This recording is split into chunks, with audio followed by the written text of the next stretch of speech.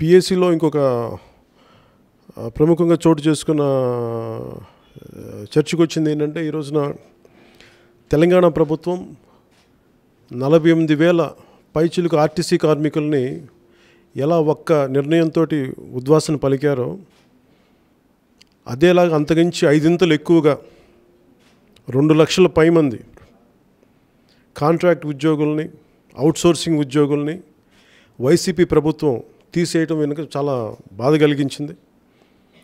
ఈ నెల 23-24లో ఈ అవుట్సోర్సింగ్ కాంట్రాక్ట్ ఎంప్లాయీస్ మమ్మల్ని విజ్ఞాపన అందించడానికి మమ్మల్ని చాలా విషయాలుగా పార్టీకి అందుతూ ఉన్నాయి. కాంట్రాక్టు అవుట్సోర్సింగ్ ఎంప్లాయీస్ కూడా మేము మాటిస్తున్నాం, మీ తరపు మేము పోరాటం చేస్తాం. 23-24న మీరు విజయవాడలో మేము వచ్చినప్పుడు దయచేసి మీ విజ్ఞాపన మేము తీసుకుంటాం. మీకు అండగా ఎలాంటి చేసి మీకు ఎలాంటి న్యాయం జరిగితే, మీకు న్యాయం జరగడం కోసం మేము ఏమేం చేయాలో మీరు సూచనలు దాని ప్రకారం మేము ముందుకెళ్తాం, మీకు అండగా ఉంటామని తెలియజేసుకుంటున్నాను.